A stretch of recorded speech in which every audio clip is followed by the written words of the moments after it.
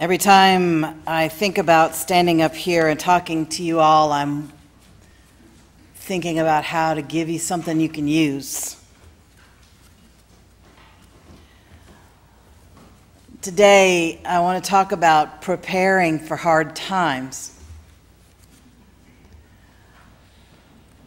Sometimes everybody's got a place in their life where either you're having trouble with a family member or a friend, you're in job trouble, your body is taking you on a journey that you didn't want to go on, or just a time when it feels like it hasn't rained in here for a really long time and you're getting kind of dusty and cracked and nothing is interesting and you don't feel your purpose, you don't feel any juice coming through. A lot of things can help with that. Music, like the music Michelle's been playing for us, like the music we get every Sunday here. Music helps me. Art, nature. One of the big things that helps us when times are dry is to have people with whom we're connected. That's what I'm going to talk about this morning. When times are dry, literally, what you want to do is have a good deep well that you've dug some time ago. Doesn't do to hurriedly try to get a well dug when the drought is here. You want to have been doing that long ago. When you are having a hard time in your life, you don't want to suddenly, you've been as kind of an individual and you have enough money to feel self-reliant, which is a lovely illusion that sometimes we can maintain for years. And then you get in trouble and suddenly you got to rustle up some friends. It doesn't really work that way.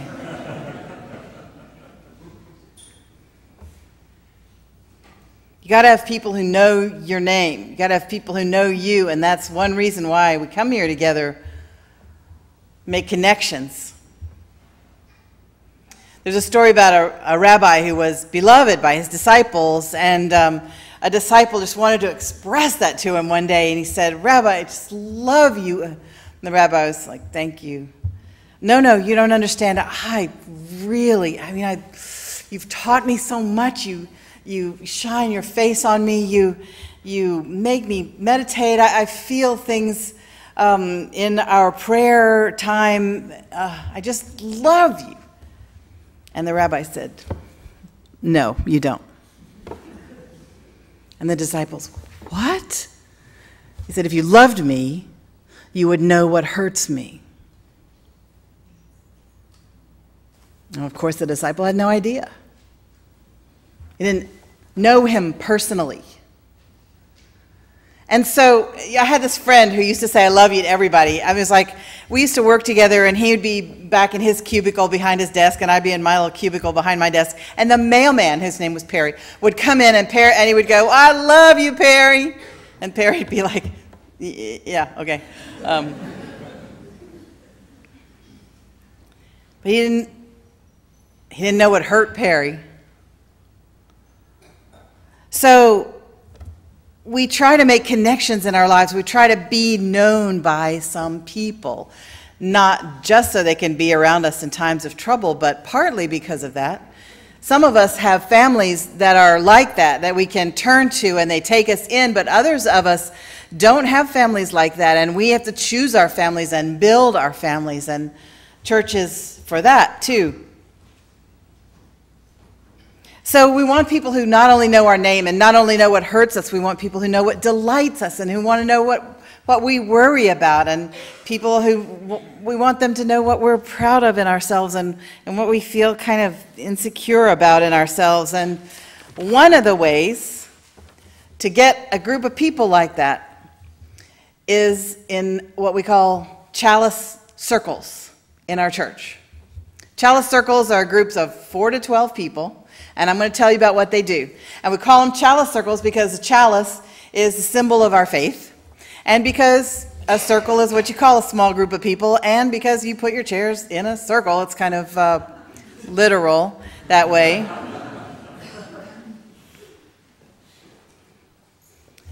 And so in a Chalice Circle, you have these 4 to 12 people that you get to know pretty well, and they get to know you pretty well also. You talk about things. You talk about questions like, let's see, I'm like, here we go. I don't want to just make up questions because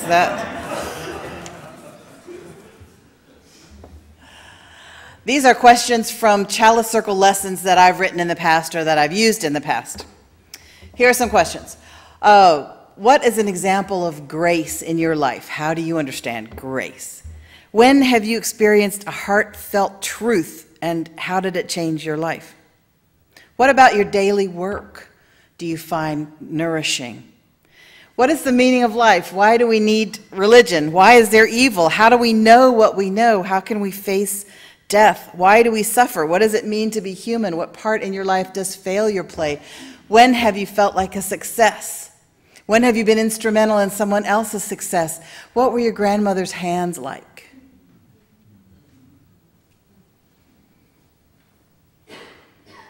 The lessons have a structure for the purpose of sustainability, meaning it can keep going and anybody can run the circle who has some training, and for fairness, because if you have a circle with no structure, then the very verbal people are going to just naturally dominate, and the nonverbal people are going to just naturally kind of listen or think inside their heads, I sure wish you would quit talking.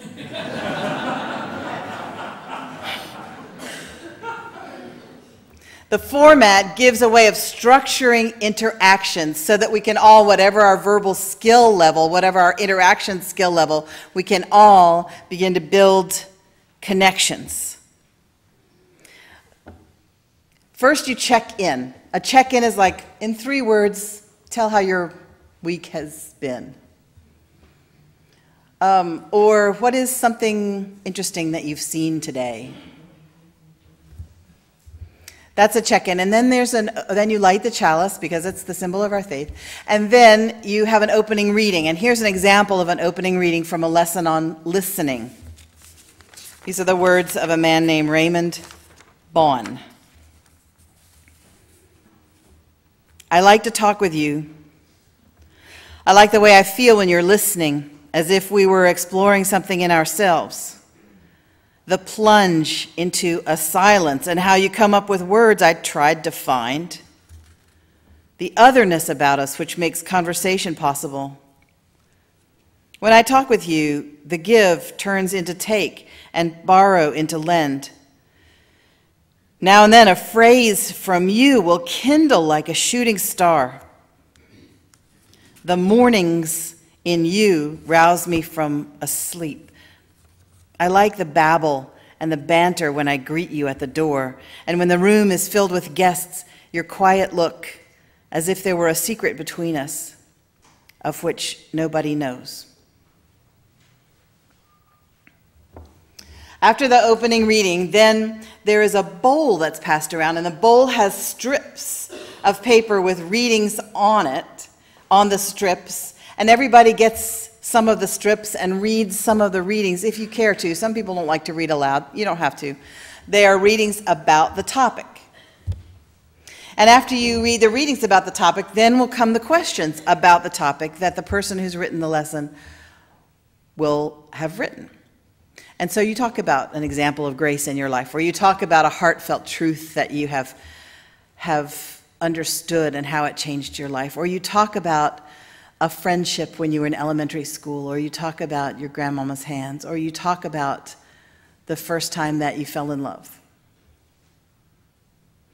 And you're talking, you have an experience in a Chalice Circle if the facilitator is doing it the way that I think you should do it, which is, of course, the right way.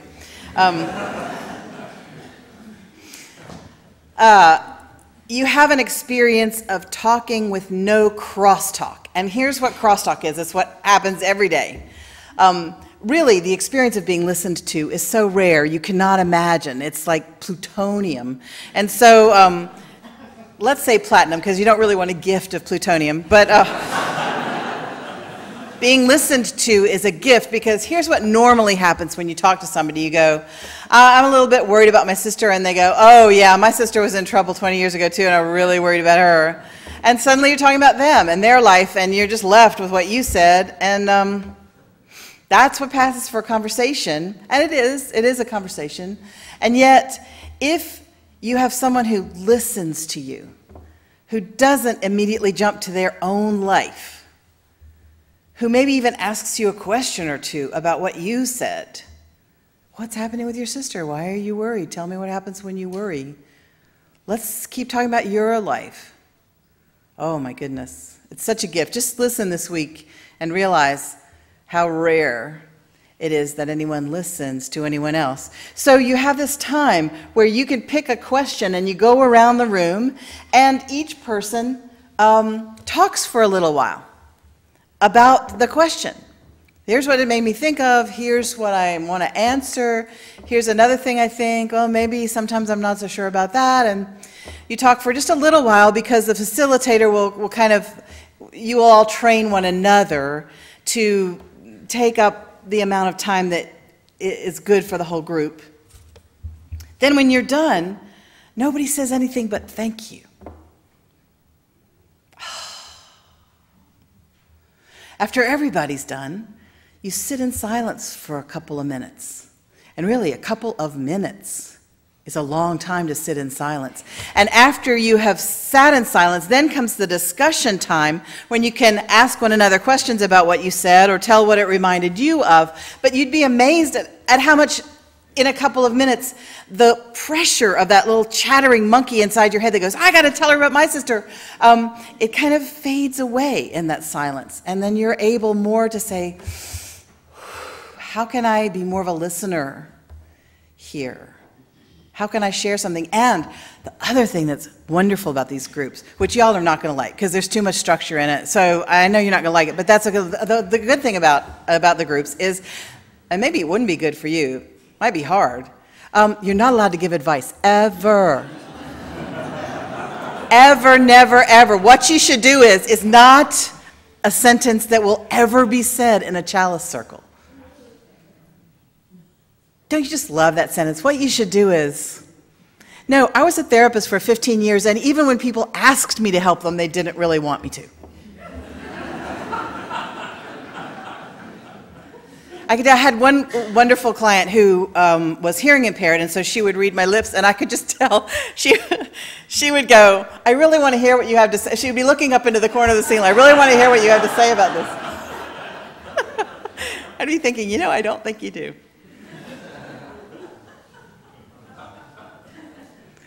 So during the discussion time, you can have a back and forth, and that lasts a good long time. I mean, Unitarian Universalists, God love us, we like to discuss things. And so it's fun, and we learn from each other. We inspire one another. We say, oh man, I never heard it put that way before. And when someone can make you say that, you know how charming that is. And so then you're done. And maybe sometimes you sing something together, although most groups don't sing. And then you have a checkout. The checkout, my favorite checkout question is, how would you like us to hold you in mind until we see you again? I find that the way people hold you in mind, the way people picture you, is very powerful. And the beam of that holding you in mind comes at you and shapes you, whether you like it or not. When you were a kid and you were in the family and you were the smart one. And so every time there was a question, everybody kind of looks at you because you're the smart one, or you were the pretty one. And so everybody else gives up on being pretty because you were the pretty one. And if you have a day when you don't look good, you feel like you're letting your whole family down. And or you were the naughty one, and every time something gets broken, they look at you. What'd you do now? It's very powerful the way people hold you in mind. If you're not an athletic person and suddenly you say, I'm going to start running, and your family goes, yeah, we'll see how long that lasts. That's very disheartening.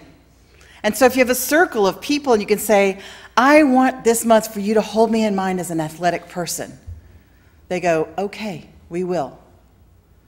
We're going to say, that Dave, he's an athletic guy. Or you say, I want you to hold me in mind. I really need to be a calm person this month. Hold me in mind as a calm person. Sometimes it helps when people go, that Rhonda, she is a calm person. It really doesn't have to be true. It just has to be how they're picturing you. It's magic. The facilitator is there to help people remember not to talk too much, to ask you if you're quiet, do you have anything you'd like to say? The facilitator is there to remind you that this is not a clique or a club, because we have an empty chair in the circle at all times. In a well-run Chalice Circle, there's an empty chair which reminds you that this is not finished. This is continually evolving, and the Chalice Circle coordinator may call your facilitator and say, I got 2 more people for your group. And the attitude of the group needs to be, great, we're going to open up and welcome 2 new people into the group, and it's going to change the chemistry that we love between us. But we agreed to do it, and we're going to love the new chemistry with our will until we love it actually.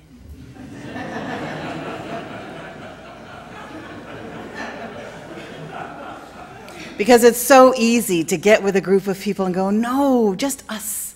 We love us. Everything about a Unitarian Universalist church, and any church, if it's run well, is to broaden your feeling about the word us. Who is us? Covenant groups can really nourish your soul. Covenant groups can really transform your life. We don't just come to church to get our own souls nourished and our own lives transformed. We come in order to be part of the nourishing of other people's souls and the transformation of other people's lives. It's kind of circular. They all feed each other. And so in a covenant group or in a Chalice Circle, you can feed one another. Now, each Chalice Circle also has some covenants, which is what sometimes they're called covenant groups, but not here in this church.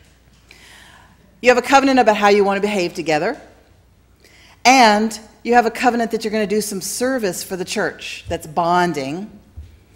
The Women in Transition Covenant Circle painted my office before I came, and so I hope it was bonding for them. I know it's bonding. I feel bonded with them whenever I look at the beautiful color of my office walls, and I think, thank you so much for painting this office together.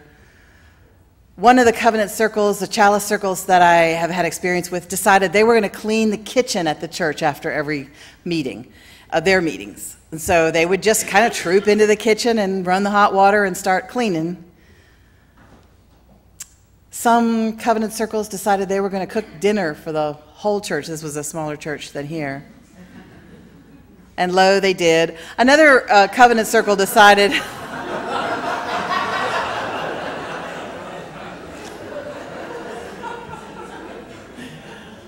another one decided, unwisely, I think, to work individually in the library at the church. They didn't have Stephanie and Andy working in their library, so the library was kind of a mess. And they decided that they were to come in individually and kind of work in the library, but they didn't get any bonding from that because they were just like in the library by themselves. That's not the best way to do it. So, in the Unitarian Universalist tradition, we believe in ongoing revelation, and that means that God or the universe or a truth or the spirit of love is not finished showing us the truth, that nobody knows the truth, that nobody has all the answers, that revelation continues, and that our lives are sacred texts. We don't just learn about the life of Abraham and Sarah. We don't just learn about the life of Krishna. We learn about our own lives and one another's lives in a covenant circle, in a Chalice Circle. So we can begin to see ourselves and our evolution and the things that we worry about and the things that hurt us and the things that delight us. We can begin to see those in the light, and we can begin to see those in other people, and we can learn to love better and better. That's what life's all about anyway, giving and receiving love.